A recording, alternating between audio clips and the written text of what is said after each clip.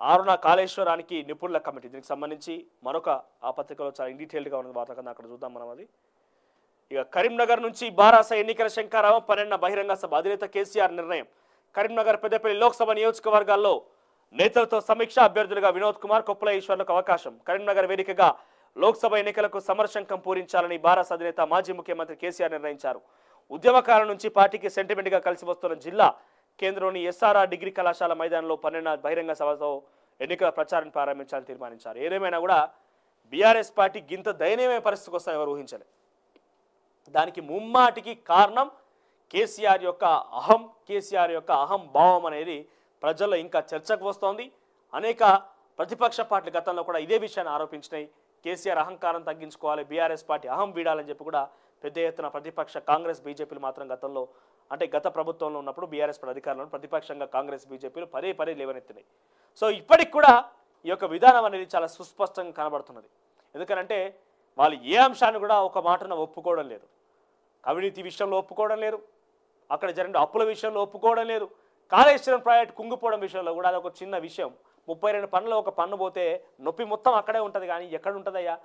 32 పనులు ఒక పన్ను పోతే రిపేర్ చేయించుకున్నా కానీ మొత్తం పన్ను ఊడగొట్టుకుంటామా అంటున్నాడు. మొత్తం పన్ను ఊడగొట్టుకోమని కాంగ్రెస్ పార్టీ కానీ బీజేపీ పార్టీ కానీ ఎంత దుర్మార్గుడు ఎవ్వరు కూడా చెప్పరు.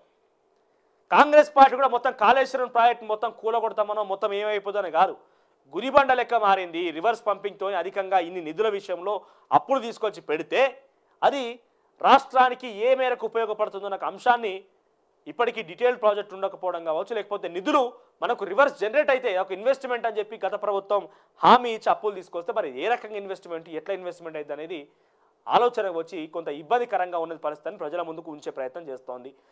నివేదికలు అవే చెప్తున్నాయి. ఎన్ఫోర్స్మెంట్ డైరెక్టర్ యొక్క అవినీతి బయట పెడుతున్నాయి అధికారులు, విజిలెన్స్ అధికారులు కూడా.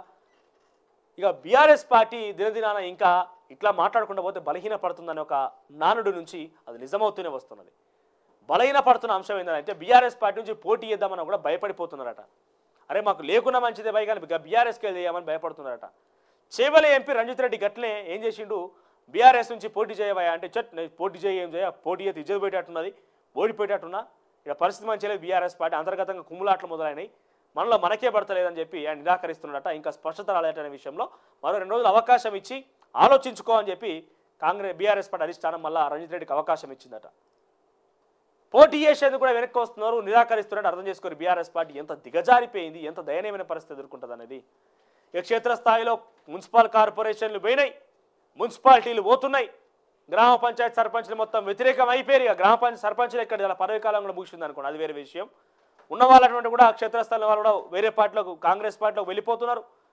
ఒక ఎమ్మెల్యే అయిన పరిస్థితి లేదు, ఒక మాజీ ఎమ్మెల్యే అయిన పరిస్థితి, ఎవరు కూడా ఇనే పరిస్థితి లేదు. ఇక కేసీఆర్ మాట అయిన పరిస్థితి లేదు, అంతర్గతంగా కుమ్ములాట్లు మొదలైనవి. అసలు ఎటువంటి ఉద్యమాలు చేపడుతున్నాం, ఏం చెప్తున్నాం అర్థం కాని పరిస్థితి.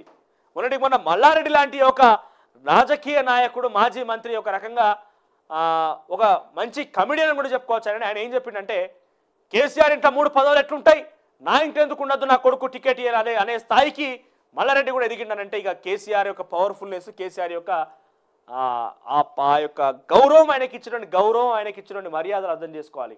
ఒకప్పుడు కేసీఆర్ ఆయన మాట చెప్తే క్షేత్రస్థాయిలో అక్కడ ఎదురుగా ఒక అడవి ఉన్నా, జంగలున్నా, వాగులున్నా, వంకలున్నా ఆయన చూపిన దారిలో ఈ కార్యకర్తలు, నాయకులు మొత్తం బయటోళ్ళు. ఇప్పుడు కేసీఆర్ చూపిన దారిలో తప్ప మిగిలిన దారులు మొత్తం ఎంచుకుంటున్నారు. మాజీ ఎమ్మెల్యే వరంగల్ సంబంధించినటువంటి మాజీ ఎమ్మెల్యే వర్ధన్నపేట సంబంధించినటువంటి ఆయన ఆరు రమేష్ అనే వ్యక్తి కాంగ్రెస్ బీజేపీలోకి ఇవాళ రేపు చేరబోతున్నాడట. వరంగల్ ఎంపీ టికెట్ కన్ఫర్మ్ అయింది. ఇక వరంగల్ మేయర్ గుండా సుధారాణి కూడా నిన్న రేవంత్ రెడ్డితో భేటీ అయింది. రామగుండంలో కూడా మున్సిపల్ కార్పొరేషన్ కూడా కాంగ్రెస్ పార్టీ కైవసం చేసుకునే అవకాశం కనబడుతున్నది. ఆ దిశగా ప్రయత్నాలు జరుగుతూనే ఉన్నాయి.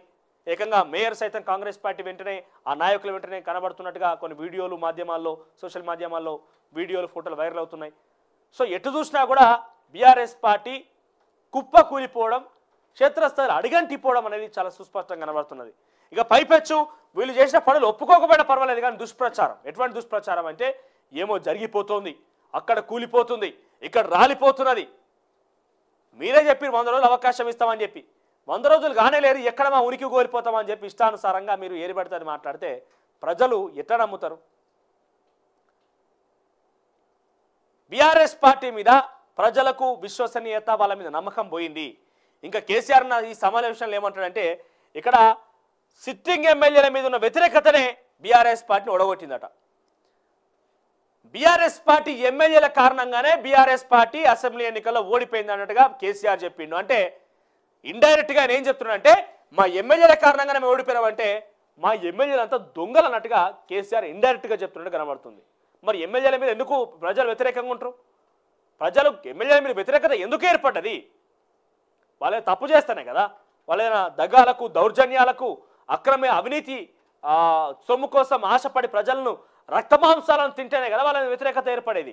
మరి వ్యతిరేకత ఏర్పడినట్టుగా మీరు అంగీకరించి దాని గురించి మీరు సమర్థించుతున్నారంటే మీ పార్టీ ఎమ్మెల్యేలు చెప్పకనే మీరు దొంగలని చెప్తున్నట్టే కదా. మీ మాజీ ఎమ్మెల్యేలు కావచ్చు, ప్రస్తుత ఎమ్మెల్యేలు అందరూ కూడా దాని కొంతమంది సిట్టింగ్లో గెలిచారు కదా, సిట్టింగ్లో వ్యతిరేకత ఇంకా కొనసాగుతూనే ఉన్నదని చెప్తున్నారు. మరి సిట్టింగ్లో వ్యతిరేకత కొనసాగుతుందని అంటే ఏ రకంగా బీఆర్ఎస్ పార్టీని ప్రజలు నమ్ముతారు? ఒకటి గుర్తుపెట్టుకోవాల్సింది ఏంటంటే అనేక సర్వేలలో లేకుంటే అంతర్గతంగా పార్టీ చర్చా కార్యక్రమాల్లో కూడా వాళ్ళు నిర్ధారణకు వచ్చిరట. మేము గతంలో ఓడిపోవడానికి వాళ్ళే కారణం, ముందుగానే పసిగట్టినా కానీ లేట్ అయింది, ఏం చేయలేకపోయినా కేసీఆర్ చెప్తున్నాడు కదా.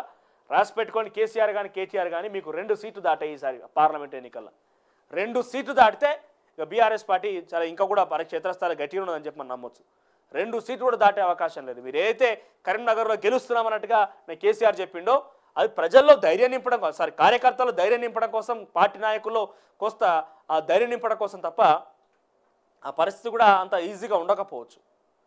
సో 2 స్థానాలు బీఆర్ఎస్ పార్టీకి దాటితే బీఆర్ఎస్ పార్టీ పటిష్టంగా ధైర్యంగానే ఉన్నది. కేసీఆర్ ఇంకా ఆయన యాక్టివ్గా ఉన్నాడని చెప్పుకోవచ్చు. ఒక రకంగా చెప్పాలంటే అటు ఇటు కేసీఆర్ కూడా సుమారుగా అటు ఇటు 70 సంవత్సరాలు దగ్గర పడ్డాయి. వయసు పెరిగిపోతున్నది, చేతికి కర్ర వచ్చిందిగా కొంత అనారోగ్యం కారణంగా. పార్టీ శ్రేణులు ఎవరు వినే పరిస్థితి లేదు. ఎవరికి వారే యమునా తీరే అన్నట్టుగా ఆ పై స్థాయిలో ఒక కోటరీ ఏదైతే ఉన్నదో, కవిత కోటరీ కావచ్చు, KTR కోటరీ కావచ్చు, లేకుంటే హరీష్ రావు కోటరీ కావచ్చు, ఎవరికి వారే ఇష్టానుసారంగా అంటే అధిష్టానం చెప్తున్నదో లేదో తెలియదు కానీ కేసీఆర్ చెప్తున్నది కానీ వాళ్ళు ఉద్యమాలు చేపడుతున్నారు, కృత్రిమ ఉద్యమాలు చేపడుతున్నారు, రోడ్లు ఎక్కుతున్నారు, ఇష్టం వచ్చినట్టుగా మాట్లాడుతున్నారు. ఇవన్నీ జరుగుతున్నాయి. కాబట్టి బీఆర్ఎస్ పార్టీ దయనీయంగా మారిందని చెప్పకనే డెఫినెట్గా ఆ పరిస్థితి కనబడుతున్నాయి కన్నట్టుగానే క్షేత్రస్థాయిలో ఉన్నది. చూద్దాం మరి ఏం చేస్తుంది, ఎట్లా అరికట్టుకుంటుంది బీఆర్ఎస్ పార్టీ, ఎట్లా ముందుకు వస్తుందో చూడాల్సిన అవసరం ఉంది. ఇక ఏం చేసినా ఎన్ని చేసినా బీఆర్ఎస్ పార్టీకి పార్లమెంట్ ఎన్నికల 2 తర్వాత డిస్కంల అనుమతి అక్కర్లేదు.